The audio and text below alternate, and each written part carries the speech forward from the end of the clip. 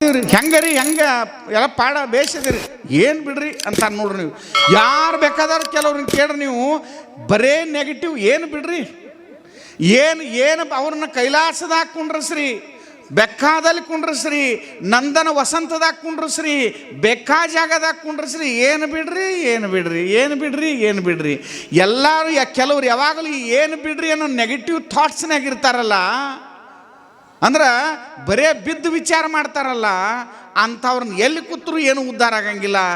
ಆದ್ರೆ ಗುಡಿಸಲ್ದಾಗ ಇರುವಾಕ, ಖಾರ ರೊಟ್ಟಿನ ತಿನ್ನುವರ್ಯಾಕ, ಹರಿದ ಸೀರಿನ ಉಟ್ಕೋವರ್ಯಾಕ, ಹೆಂಗ ಇರುವತಕ್ಕ ಅಪ್ಪ ನೀ ಕೊಟ್ಟ ಬದುಕಿನ ಆನಂದದ ದ್ರವ್ಯ ಸುಂದರವಾಗಿದೆ ಅಂತ ಭಾವಿಸ್ಕೊಳ್ಳೋದಾದ್ರೆ ಅವನೇ ಬಂಗಾರದ ಮನುಷ್ಯ, ಅದೇ ಬಂಗಾರದ ಜೀವನ ಅನ್ನೋ ಸತ್ಯ ನೀವು ಅರ್ಥ ಮಾಡ್ಕೊಡ್ರಿ. ಬಂಗಾರದ ತೊಟ್ಟಿಲಲ್ಲಿ ಬಂಗಾರದ ಬಟ್ಟಲಲ್ಲಿ ಉಂಟವರು ಶ್ರೀಮಂತರಲ್ಲ ನೋಡ್ರಿ. ಮಗನ ಮದುವೆ ತೆಗೆದಿದ್ಲು ಒಬ್ಬ ತಾಯಿ, ಸಾವುಕಾರ್ತಿ, ಅಕ್ಕಿ ದೊಡ್ಡ ಸಾವುಕಾರ್ತಿ, ಗೌಡ್ರು, ಶ್ರೀಮಂತರು. ಆ ತಾಯಿ ನೋಡ್ರಿ ಹೃದಯ ಶ್ರೀಮಂತಿಕೆ ಹೆಂಗೆ ಬೇಕಾಗ್ತದೆ ಅನ್ನೋದಕ್ಕೆ. ಆ ತಾಯಿ ಮಗನ ಮದುವೆ ತೆಗೆದಾಳ, ಸೀರೆ ತರಕ್ಕೆ ಎಲ್ಲಿ ಹೋಗ್ಯಾಳ? ಕೊಲ್ಲಾಪುರಕ್ಕೆ ಹೋಗ್ಯಾಳ, ಹಜಾರೆಗೆ ಹೋಗ್ಯಾಳ, ಸ್ವಾಮಿ ಕಲೆಕ್ಷನ್ಗೆ ಹೋಗಿ ಎಲ್ಲ ಕಡೆ ಹೋಗಿ ತಾನು ಬಂಗಾರ, ರೊಕ್ಕ, ರೂಪಾಯಿ, ಸೀರೆ ತೊಗೊಂಡು ಕೊನೆಗೊಮ್ಮೆ ಒಂದು ಮಾತು ಅಂತಾಳ ಅಂಗಡ್ಯಾಗ, ನಮ್ಮ ಮನ್ಯಾಗ ಒಬ್ಬಾಕಿ ಕೆಲಸ ಮಾಡೋಕ್ಕೆ ಆಳ ಮನುಷ್ಯ ಹೆಣ್ಮಗಳು, ಆಕೆಗೊಂದು ಸಾದಾ ಪಕ್ಕಿ ಸೀರೆ ತೆಗೀರಿ ಅಂತಾಳಾಕಿ. ನೋಡ್ರಿ ಅದಕ್ಕೊಂದು ಸಾದಾ ಪಕ್ಕಿ ಸೀರೆ ತೆಗೀರಿ, ಎಟ್ರದ್ದು ಕೊಡೋಣ್ರಿ ಅಂತಾರ. 100-150 ಕೊಡ್ರಿ. ತಾನು 10,000 ತೊಗೊಂಡ್ಲು, ಮಗಳಿಗೆ 20,000 ತೊಗೊಂಡಾಳ. ಆ ಆಳ ಮನುಷ್ಯಾಗ 200 ರೂಪಾಯಿ ತೊಗೊಂಡು ಬಂದ್ಲು. ಆತೆಲ್ಲ ಮದುವೆ ತಯಾರು ನಡೆದಿತ್ತು, ನಾಳೆ ಮದುವಿತ್ರಿ. ಆಳ ಮನುಷ್ಯ ಈ ಹೆಣ್ಮಗಳು ಅದ ಸೀರೆ ಅಂಗಡಿಗೆ ಹೋಗ್ತಾಳೆ. ಯಾಕೆ ಮಂದಿ ಯವ್ವ ಏನಿಲ್ಲ, ನಮ್ಮ ಗೌಡತಿಯವರು ಸಾವುಕಾರ್ತಿಯವರು ಮಗನ ಮದುವೆ ಅದ, ಎಷ್ಟು ತುಟ್ಟಿದೈತಿ, ಅದೊಂದು ಅರಿವಿ ತೆಗೀರಿ, ಸೀರೆ ಕೊಡ್ರಿ ಅಂತಾಳ. ನಿನಗೆ ಎಟ್ಟು ಬೇಕು? ನನಗೆ ಎಟ್ಟು ಕೊಡ್ತಿ ಕೊಡ್ರಿ, 200 ರೂಪಾಯಿ ಸೀರೆ ನನಗೆ ಕೊಡ್ರಿ. ಅದು ನಮ್ಮ ಸಾವುಕಾರ್ತಿಗೆ ಉಡಿಸ್ಬೇಕಾದ್ರೆ ನನಗೆ ಭಾಳ ಕಿಮ್ಮತ್ತಿಂದ ಸೀರೆ ತೆಗೀರಿ ಅಂತಾಳ. ಅರ್ಥ ಮಾಡ್ಕೊಡ್ರಿ, ಇಲ್ಲಿ ಸಾವುಕಾರ ಯಾರು, ಬಡವರು ಯಾರು ಅನ್ನೋದನ್ನು ಮೊದಲು ನೀವು ಅರ್ಥ ಮಾಡ್ಕೊಡ್ರಿ. ತನ್ನ ಮಗಳಿಗೆ ಕೊಡಬೇಕಾದ್ರೆ ತನ್ನ ಸಾವುಕಾರ ತೆಗೆದ್ಲು, ತನ್ನ ಆಳಿಗೆ ಕೊಡಬೇಕಾದ್ರೆ ಸಾದಾ ಸೀರೆ ಕೊಟ್ಲು. ಅದೇ ಬಡವತಿ ತನ್ನ ಸಾವುಕಾರ್ತಿ ನಮ್ಮ ಗೌಡತಿ ಅದಾಳ ಅಂತೇಳಿ 10,000 ಸೀರೆ ಕೊಡ್ತಾಳ, ತಾನು ಮಾತ್ರ ಸಾದಾ ಸೀರೆ ಉಟ್ಕೋತಾಳ. ಇಲ್ಲಿ ಬಡವ್ರು ಯಾರು, ಶ್ರೀಮಂತರು ಯಾರು ಅನ್ನೋದನ್ನು ಆಲೋಚನೆ ಮಾಡ್ರಿ. ಒಂದು ಹೋಟೆಲ್ಗೆ ಹೋಗ್ತಾನ, ಭಾಳ ಚಂದ ಊಟ ಮಾಡ್ತಾನ. ಬರುವಾಗ ಹುಡುಗಳಾಕ ಹತ್ತು, ಆ ಹುಡುಗನ ತೊಗೊಂಡು ಹಾಲು ಕುಡಿಸ್ಬೇಕು ಅನ್ನೋದ್ರೊಳಗೆ ನೋಡ್ರಿ, ಅದು 5 ಸ್ಟಾರ್ ಹೋಟೆಲು, ದೊಡ್ಡ ಹೋಟೆಲ್ನಾಗ ಹಾಲಿಗೊಂದು ರೇಟ್, ನಾಷ್ಟಾಕೊಂದು ರೇಟ್ ಎಲ್ಲ ಮಾಡಿ ಕೊಟ್ಟಿದ್ರು. ಅದನ್ನು ಬಿಲ್ ಕೊಟ್ಟು ಬಂದರು. ದಾರ್ಯಾಗ ಹುಡುಗಳಾಕ ಹತ್ತಿತ್ತು, ಒತ್ತು ಗಾಡ್ಯಾಗ ಹಾಲಿದ್ದು, ಇಲ್ಲೊಂದು ಸ್ವಲ್ಪ ಹಾಲು ತೊಗೋರಿ ಅಂತಾಳೆ ಹೆಣ್ಮಗಳು. ಹೆಂಡತಿ ಹಾಲು ತೊಗೋತಾರ, ಚಹಾ ತೊಗೋತಾರ, ಎಲ್ಲ ತೊಗೋತಾರ, ಎಲ್ಲರೂ ಕುಡಿತಾರೆ ಕಾರ್ನ್ಯಾಗ ಕೂತು. ಬಿಲ್ ಕೊಡುವಾಗ ಹಾಲು ಮಾರು ಮನುಷ್ಯ ಒಂದು ಮಾತು ಹೇಳ್ತಾನೆ, ನೀವು ಚಹಾ ಏನು ಕುಡ್ದಿರಲ್ಲ ಅಷ್ಟ ರೊಕ್ಕ ಕೊಡ್ರಿ, ಅಷ್ಟ ತೊಗೋತನು. ಆ ಹುಡುಗ ಕುಡಿದ ಹಾಲಿನ ಬಿಲ್ಲ ನಾ ತೊಗೊಳಂಗಿಲ್ಲ, ಅದನ್ನು ನಾನು ಮುಟ್ಟಂಗಿಲ್ರಿ ಅನ್ನೋ ಮಾತನ್ನು ಹೇಳ್ತಾನೆ. ತಿಳ್ಕೊಡ್ರಿ, ಇದ್ರೊಳಗೆ ಶ್ರೀಮಂತರು ಯಾರು, ಬಡವ್ರು ಯಾರು ಅನ್ನೋದು. ಭಾಳ ಕಡೆ ದುಡ್ಡಿದ್ದವ್ರ, ಭಾಳ ಕಡೆ ಎಲ್ಲ ಅನುಕೂಲ ಇದ್ದವ್ರ, ಇದನ್ನು ಸಾವುಕಾರ ಇರ್ತಾರಂತಲ್ಲ. ಯಾವನಲ್ಲಿ ಹೃದಯ ಶ್ರೀಮಂತಿಕೆ ಅದ ಅವು ಮಾತ್ರ ಸಾವುಕಾರ ಅನ್ನೋ ತಿಳ್ಕೊಡ್ರಿ.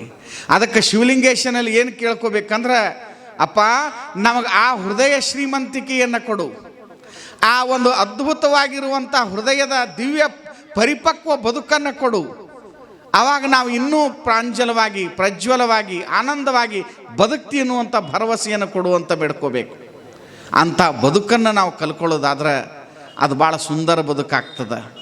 ಹೀಗೆ ಈ ಆನಂದದ ದಿವ್ಯತೆಯ ಬದುಕನ್ನು ಮಹಾತ್ಮರು ಬದುಕಿದರು, ಶಿವಲಿಂಗೇಶ್ವರರು ಬದುಕಿದರು. ತಮ್ಮ ಬಳಿ ಬಂದವ್ರನ್ನೆಲ್ಲ ಉದ್ಧಾರ ಮಾಡಿದರು, ಎಲ್ಲರನ್ನ ಅಂತಃಕರಣದಿಂದ ಕರ್ಕೊಂಡ್ರು. ಈ ಜಗತ್ತಿನ ಇತಿಹಾಸದೊಳಗೆ ಅಂಥ ಅನೇಕ ಪವಾಡಗಳನ್ನು ನೋಡ್ತೀವಿ. ಅದಕ್ಕೆ ನಾನು ನಿಮಗೆ ಕೇಳ್ಕೊಳ್ಳೋದು, ಮಕ್ಕಳ ಕೈಯಾಗ ಇಂಥ ದೇವರು ದಿವ್ಯತೆಯ ಬೆಳಗಿನ ತಿಳುವಳಿಕೆಗಳನ್ನು ಕೊಡ್ರಿ. ಮೊದಲನೇದು ಮಕ್ಕಳ ಕೈಯಾಗ ಮೊಬೈಲ್ ಕೊಡಬೇಡ್ರಿ. ಯಾಕೆ ಈ ಮಾತು ಹೇಳ್ತೇನೆಂದ್ರೆ, ಮಕ್ಕಳ ನೀವು ಮಾಡುವಾಗ ನಿಮಗೆ ಮಜಾ ಅನ್ನಿಸ್ತತಿ, ಮಕ್ಕಳಿಗೆ ಮೊಬೈಲ್ ಸರಿಸುವಾಗ ಮಜಾ ಅನ್ನಿಸ್ತದ. ಮಕ್ಕಳು ಏನಾದರೂ ಒಂದು ಪ್ರೋಗ್ರಾಮ್ ತೆಗೆದು ನೋಡುವಾಗ ನಿಮಗೆ ಖುಷಿ ಅನ್ನಿಸ್ತು. ನಮ್ಮ ಹುಡುಗ ಎಷ್ಟು ಸುಧಾರಣೆ ಆಗ್ಯಾನಲ್ಲ, ಅವತ್ತೇ ನಿರ್ಧಾರ ಮಾಡಿಕೊಡ್ರಿ, ನಮ್ಮ ಹುಡುಗನ ನಾವೇ ದಾರಿ ತಪ್ಸಾಕತ್ತೀವಿ ಅನ್ನೋದು ಆಲೋಚನೆ ಮಾಡಿಕೊಡ್ರಿ.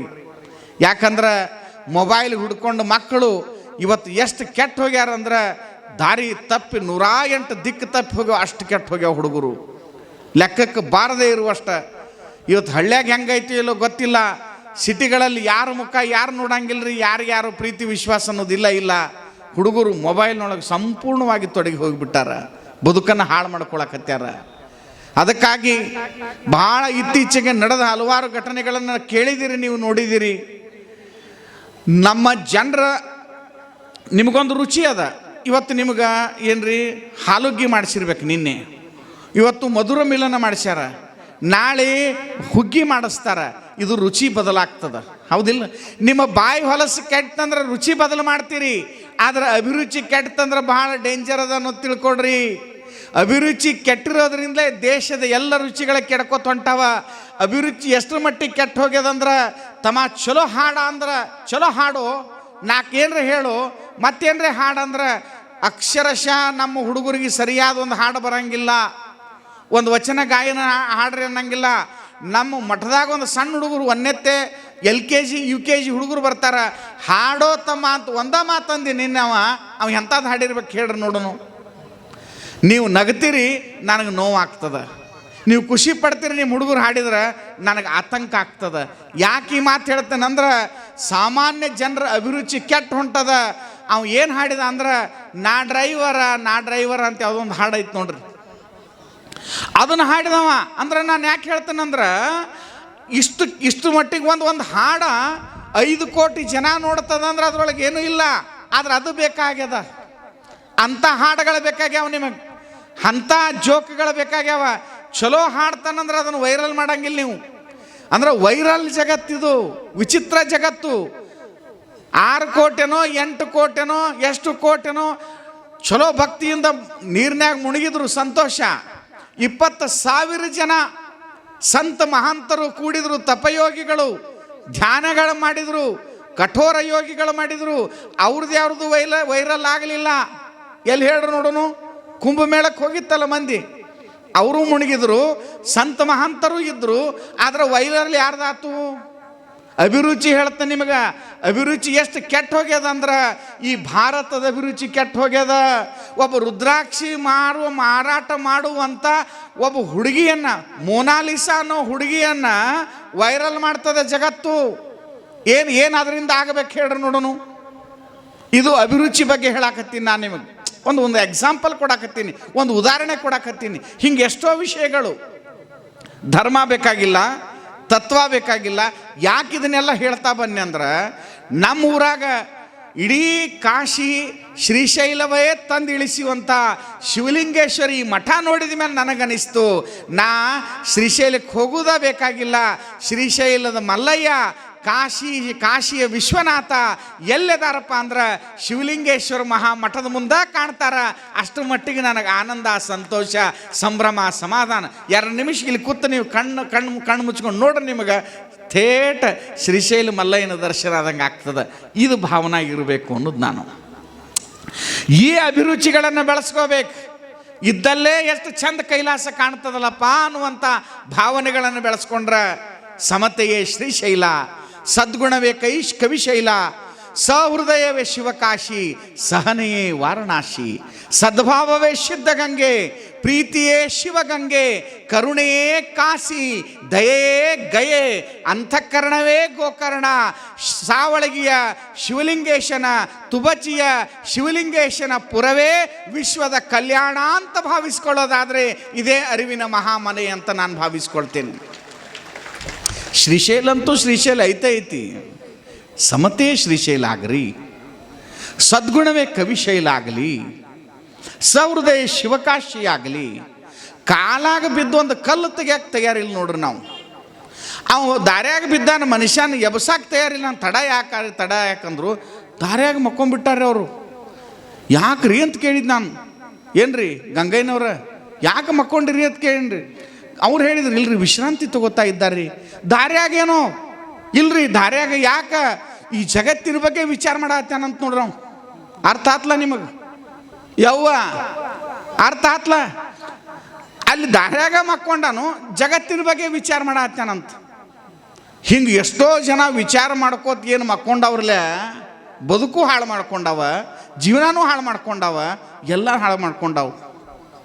ದೇವ್ರ ಹತ್ರ ಹಂದಿಗಳು ಮೀಟಿಂಗ್ ಮಾಡಿ ಹೋಗಿದ್ದು, ಭಗವಂತ ನಮಗೆ ನೀವು ಚಲೋ ಜಾಗ ಕೊಡಬೇಕು. ಯಾಕೆ ಏನಾಗೈತಿ ನಿಮಗೆ? ನಮಗೆ ಎಲ್ಲಿ ಜಾಗ ಇಲ್ಲ, ಹಂದಿಗಳು ಒಕ್ಕೂಟ ಆಗೈತಿ. ಅಲ್ಲ ಮುನ್ಸಿಪಾಲ್ಟಿ ಅವ್ರ ಪಂಚಾಯತಿ ಸಿಕ್ಕಾಪಟ್ಟಿ ಅನುದಾನ ಕೊಡತ್ತೀನಿ ನಾನು, ಹೊಸ ಗಟಾರ್ ಕಟ್ಸೀವಿ, ಅಲ್ಲೇನೆಲ್ಲ ಹೊಲಸಿಲ್ಲ, ಆರಾಮ್ ಮಕ್ಕೋರಿ, ನಮಗೇನು ತೊಂದರೆ ಇಲ್ರಿ. ಪಂಚಾಯತಿ ಅವ್ರು ಗಟಾರ್ ಕಟ್ಸ್ಯಾರ, ಮುನ್ಸಿಪಾಲ್ಟಿ ಅವ್ರು ಎಲ್ಲರೂ ಚಲೋ ಮಾಡಿ ಕೊಡತ್ತಾರ. ನಮಗೆ ಸಮಸ್ಯೆ ಏನಾಗೈತಿ ಅಂದ್ರೆ ನಾವು ಮಕ್ಕಳೋ ಜಾಗದಾಗ ಮನುಷ್ಯರು ಬಂದು ಮಕ್ಕಳಾಕತ್ಯಾರ, ನಮಗೆ ಜಾಗ ಇಲ್ಲ, ನಮಗೆ ಬೇರೆ ಜಾಗ ಕೊಡು. ಅರ್ಥಾತ್ ನಿಮಗೆ ಗೊತ್ತಾಗೈತಿ ಎಷ್ಟು ಕೆಡಾಕತ್ತೈತಿ ನಮ್ಮ ಜನ ಅಭಿರುಚಿಗಳು, ಆಲೋಚನೆಗಳು, ಜೀವನದ ಪಠ್ಯ ಪಾಠ ಹೆಜ್ಜೆ ಭಾಳ ಕೆಟ್ಟ ಹೊಂಟವ್ರಿ. ಅದಕ್ಕೆ ಅಮ್ಮ ಈ ಕೊನೆಯ ಘಟ್ಟದಾಗದಿರಿ ನೀವು. ನಾ ಹೇಳೋದು ಜೀವನದ ಕೊನೆಯ ಘಟ್ಟದೊಳಗಿದ್ದೀರಿ. ಇನ್ನು ಎಷ್ಟರ ಮಟ್ಟಿಗೆ ಸುಧಾರಣೆ ಆಗ್ತದೋ ಬದಲಾವಣೆ ಆಗ್ತದೋ ಗೊತ್ತಿಲ್ಲ. ಏನು ಕೂಡಾತ್ತೀರಿ, ಇದೇನು ಕೇಳಾಕತ್ತೀರಿ, ಈ ಪುಣ್ಯದ ಅಂತಿಮ ಸ್ಪರ್ಶದ ಸುಖದ ಗಳಿಗೆಯೊಳಗೆ ನೀವಿದ್ದೀರಿ. ಪುಣ್ಯ ಕಟ್ಕೊಳ್ಳೋ ಗಳಿಗೆಯೊಳಗಿದ್ದೀರಿ. ಅದಕ್ಕೆ ಪುಣ್ಯ ಕಟ್ಕೊಳ್ಳೋ ಗಳಿಗೆಯೊಳಗಿದ್ದಾಗ ಈ ಚಾನ್ಸ್ ಮಿಸ್ ಮಾಡ್ಕೊಳಕ್ಕೆ ಹೋಗಬೇಡ್ರಿ, ಈ ಅವಕಾಶ ಕಳ್ಕೊಳಕ್ಕೆ ಹೋಗಬೇಡ್ರಿ. ಕಾರಣ ಅಂದರೆ ಭಾಳ ಪವಿತ್ರವಾಗಿರುವಂಥ ಕಾರ್ಯ ಇದು, ಭಾಳ ಸಂಭ್ರಮವಾಗಿರುವಂಥ ಕಾರ್ಯ.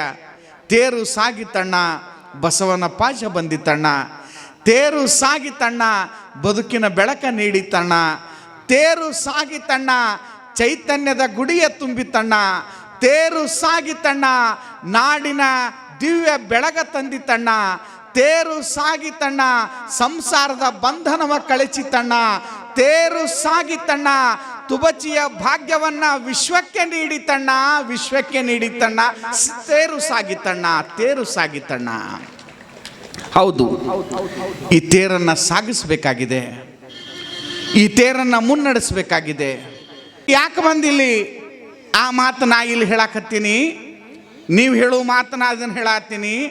ಆಡುವುದು, ನೋಡುವುದು, ಕೂಡುವುದು, ಸರಸ ಸಮ್ಮೇಳನ ಶಿವಶರಣರ ಸಂಘದ ಲಿಪ್ಪೆನಾಗಿ ಚನ್ನಮಲ್ಲಿಕಾರ್ಜುನನನ್ನ ನಿಮ್ಮ ಶರಣರ ಸಂಘದಲ್ಲಿ ಕೂಡಿ ಓಡಿ ಆನಂದ ಪಡೆಯಲು ನಾನು ಕಲ್ಯಾಣಕ್ಕೆ ಬಂದೆ ಅಂತ ಅಕ್ಕಮಹಾದೇವಿ ಹೇಳ್ತಾಳ.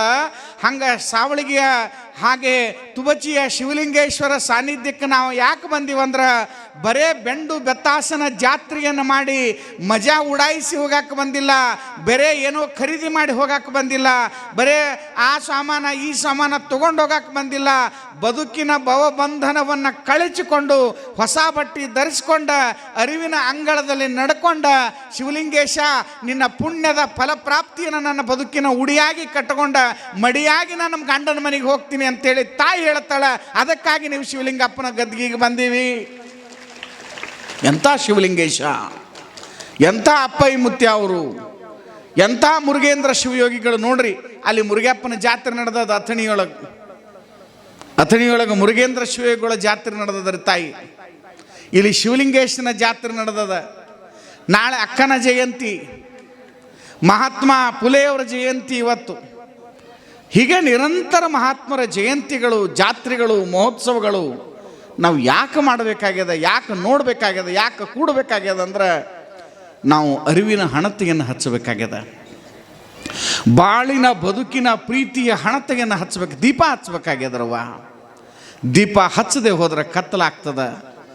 ಅಮ್ಮ, ನಿಮ್ಮ ಮನೆಗಿರುವ ಬಾಗಿಲ ಕಿಟಕಿಗಳನ್ನು ಧಾರಾಳವಾಗಿ ತೆಗೆದು ಬಿಡಿ. ಯಾಕೆಂದರೆ ಅಲ್ಲಿ ಬೆಳಕು ಬರಲಿ, ಗಾಳಿ ಬರಲಿ, ಭಾಗ್ಯ ಬರಲಿ. ಏನ್ರಿ ಅಪ್ಪಗಳು ಹೊಸಾದ್ ಹೇಳಕತ್ತಿರ್ಲ ಇದನ್ನ ಕತಿ. ಖಾಯಂ ನಾವು ಬಾಗಲ ತೆಗಿತೀವ್ರಿ, ಖಾಯಂ ಕಿಟಕಿ ತೆಗಿತೀವ್ರಿ, ಖಾಯಂ ಎಲ್ಲ ಆಯ್ತು. ನಾವು ಬೈಲ್ನಾಗ ಇದೀವ್ರಿ ತೋಟದಾಗ. ತಂಗಿ, ಅದು ಹಂಗಲ್ಲ. ನಿಮ್ಮ ಮನೆಗಿರುವ ಬಾಗಿಲ ಕಿಟಕಿಗಳನ್ನು ತೆಗೆದು ಬಿಡಿ. ಒಳಗೆ ಬಾಗಲ ಮುಚ್ಕೊಂಡಿರಿ, ಒಳಗೆ ಕಿಟಕಿ ಮುಚ್ಕೊಂಡಿರಿ, ಒಳಗೆಲ್ಲ ಕ್ಲೋಸ್ ಮಾಡ್ಕೊಂಡಿರಿ. ಆ ಇರುವ ಬಾಗಿಲು ಕಿಟಕಿಗಳು ಅರಿವಿನ ಒಳಗೆ ತೆಗೆದು ಬಿಡ್ರಿ. ಅಲ್ಲಿ ಗುರು ಬರ್ತಾನ, ಅಲ್ಲಿ ಜ್ಞಾನ ಬರ್ತದ, ಅಲ್ಲಿ ಅನುಭವ ಬರ್ತದ.